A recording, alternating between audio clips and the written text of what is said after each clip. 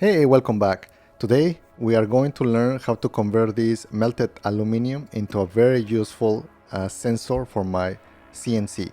The first thing that I need to do is to move the temperature enough to melt it.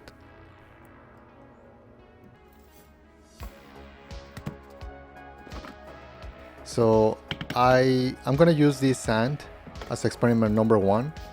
And the first thing that I'm gonna do is just to ram it. I was thinking, well, I need a square, so I just grab a small box and I start just making the shape on the sand. So in that way, it should be able to remove easily. I added a little bit of tack, so in that way, it allows me to release it easier. So then we're gonna do the pouring. And the pouring, it wasn't that bad. If you notice, I just put it on top of it. I didn't have to put a runner or anything because, again, it was just a square. So then the remaining, I just put it and oops, I splashed it. It looks like all of the dross it got in the bottom. I really like this part of the project when you try to see the reveal. And this sand, I don't know if you have seen those Indian guys that they don't have shoes in their foundries and they use molasses. So I kind of try to replicate with this sand to be able to use it instead of green sand. Basically, green sand, it means you have sand, clay, and water. But in this mixture, I have molasses and clay and sand. Leave a comment to see if you want me to make a video in depth on the different type of sand and Petrobond and so on. So anyways, we have the square. I was not very happy about it, so I tried my Petrobond to see if I can get a better square. So you have seen me doing this process before, so I'm gonna speed up here. Basically, this is a mixture of sand and oil. And right now I'm using a PVC, and then I'm just again using talc. And the idea is to be able to have one part that is the bottom of the part, and then with my flask I can put the top of it and I can have the two parts. So I'm gonna melt again. I wanted to take a shot here so that way you can see how hot it gets. So you have to use a lot of protection. I have seen people that they don't use anything, but I have my gloves, I have everything, my apron. And then I try it again, and I think that I poured it too much, and obviously it overflowed. So I was worried to see how it looks. And for my surprise, when I open it, what is that? It looks like a mushroom. You see everybody coming through! This guy's... Man, that's funny. But anyways, the detail is still pretty good. So I did like this method using foam. I don't know if I want to use the mushroom or not, but I think that the part wasn't that bad using the foam piece. Then I tried again using a runner, and the third time is the charm, and it worked.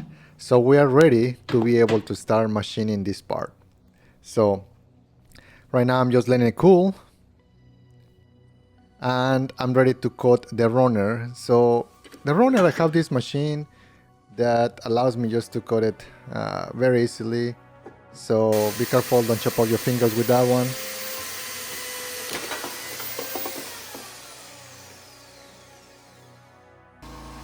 Alright, now the first thing that we're gonna do is to remove the bit from the CNC.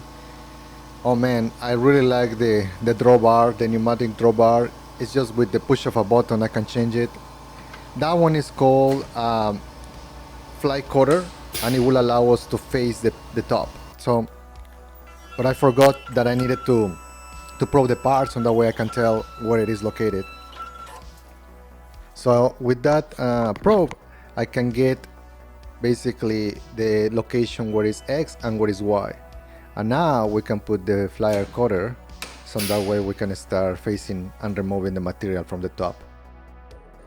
I really like that tool. It makes the part very, very shiny. You'll see in a moment.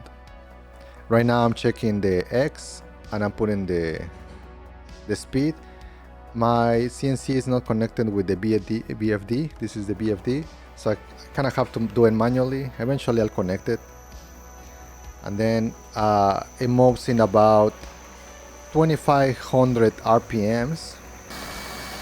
And because I have not hooked coolant or mist or the compressor, I have to do it manually. Right now I'm using WD-40. So, which, to be honest, it doesn't work that bad at all. I'm surprised at how good it works.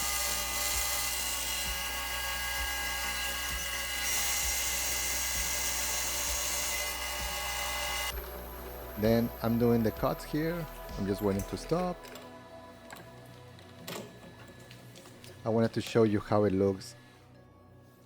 So, and it's looking very good, very shiny, almost mirror finish. And then we are ready to start building the part. So I go to Fusion. I'm not going to spend too much time here. Let me comment if you want me to go in detail. But basically we create the toolpath on how the CNC needs to cut the part. So I'm making different setups to be able to make the bore and the pocket and so on. So right now we send it to the machine, and I'm using a shop vac, and I'm also using my compressor to just blow some air, because the aluminum, it becomes very gummy. The next thing that I'm gonna do is to remove the excess, and again, once that I complete the operations, the next part is that I need to flip the part on the bottom, so that way I can remove the excess from that part.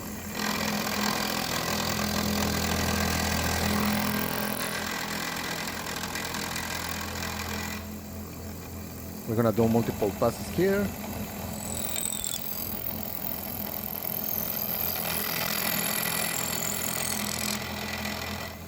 Man, aluminum flies anywhere. I think that I need to create a closure. And the last part is to use a chamfer. So that way it makes the part look very professional. You'll see in a second. Looks shiny. And also the chamfers, it takes it to a different level. You see that little chamfer in the corners, so that way you don't cut yourself. I'm cleaning it up a little bit because I want to measure it to see how exact it is. Oh wow, it's basically, it was in millimeters, so only 0.5. It's supposed to be 15 millimeters, and it's supposed to be 50 millimeters. So it's so shy, maybe 3. But it's pretty good. Usually tolerance between 0.5, they are pretty good. So now the last part that we need to do is to make a hole.